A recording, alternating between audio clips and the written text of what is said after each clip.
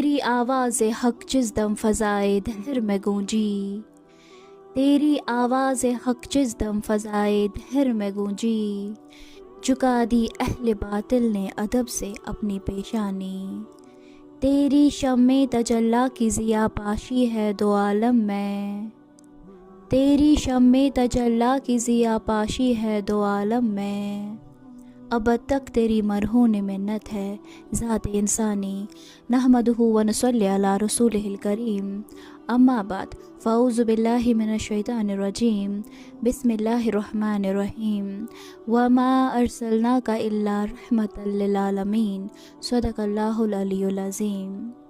محترم ناظرین کرام، السلام علیکم ورحمۃ اللہ وبرکاتہ۔ دنیا جہالت اور ظلمت میں گم ہو چکی تھی، علم و عرفان کا سورج خواہشات اور نفسیائی کے کالے گھنے بادلوں میں روپوش ہو چکا تھا، انسان کا دشمن تھا، بھائی بھائی کے خون کا پیاسا تھا، دولت والوں کے حصے میں عیش و عشرت اور ناداروں بے کسوں کی قسمت میں مصیبت، پریشانی اور ظلم و ستم کے سوا کچھ نہ تھا۔ انسانیت اپنے نجات دہندہ کے انتظار میں حسرت بری نگاہوں سے دیکھ رہی تھی کہ یکایک خداوندی کو جوش آیا۔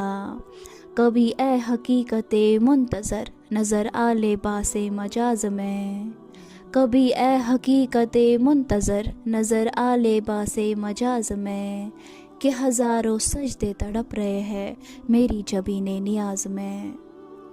مکہ کے ایک ذی وقار اور ذی عزت گھرانے میں علم کے علم بردار، انسانیت کے غمخوار، آدم کی اولاد کے سردار شاہ ذی افتخار نے ربیع الاول کے مقدس مہینے میں تشریف لا کر ہزاروں مرد آزاریوں کو نئی جلا بخشی۔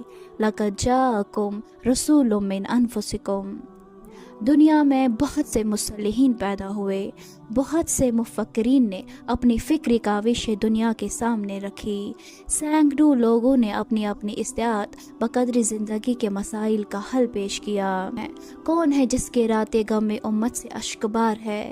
کون ہے جو غلاموں کا ماوا، یتیموں کا ملجا، بیواؤں کا سہارا، بے قصوں اور ناداروں کا آسرا؟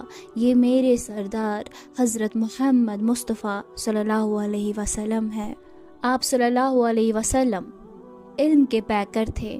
انہوں نے دنیا میں رہ کے یہ بتانے کی کوشش کی کہ کیسے ہمیں اپنی زندگی اچھی اور بہتر گزارنی چاہیے، مگر افسوس آج ہمارا سماج کہیں نہ کہیں یہ سب پیچھے چھوڑ آیا ہے۔ کاش کہ ہمارے والدین یہ سمجھ پائے کہ اصل دنیا جو ہے وہ یہ نہیں بلکہ آخرت ہے۔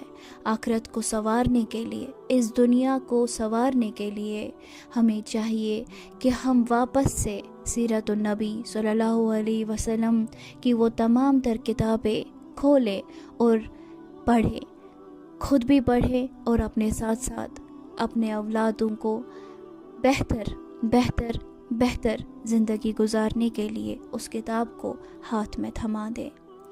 ہم آج اس ماڈرن دنیا جو نام پڑا ہے، بچوں کو ہر طرح کے فیسلٹیز فراہم کرتے ہیں، بڑے بڑے لاکھوں میں کروڑوں کے موبائل ان کے ہاتھ میں دینے کے لیے تیار ہے، بڑے بڑے اسکولوں میں انہیں ایڈمیشن کرنے کے لیے تیار ہے، انہیں بہتر کھانا، بہتر کپڑے، بہتر مکان دینے کے لیے تیار ہے، لیکن افسوس صد افسوس کہ ہم ان کے ہاتھوں میں قرآن مجید دینے کے لیے تیار نہیں۔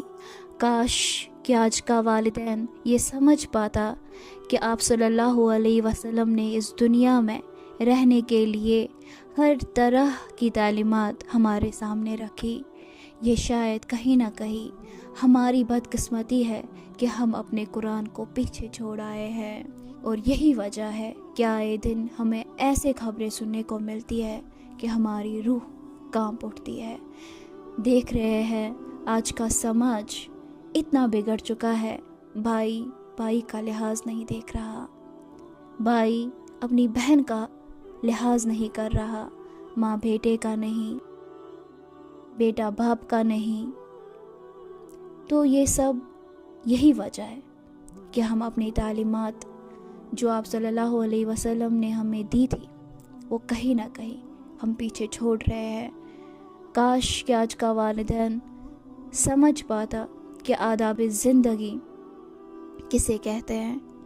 تو میں آخر پر آپ سب سے، تمام تر والدین سے، اس سماج کے بچے سے، بڑے سے، چھوٹے سے، بزرگوں سے، سب سے میری یہی التماس رہے گی کہ واپس سے وہ پرانی دنیا لے آئے، وہ دنیا جو محبت کی تھی، جس میں محبت جو ہے دل سے نبھائی جاتی تھی، جس میں کوئی دکھاوا نہیں، کوئی ملاوٹ نہیں ہوتا تھا۔ آج کا دور ایسا گزر رہا ہے کہ ہمارے پاس سب کچھ ہونے کے باوجود کہیں نہ کہیں ہمارے ہاتھ خالی رہ چکے ہیں۔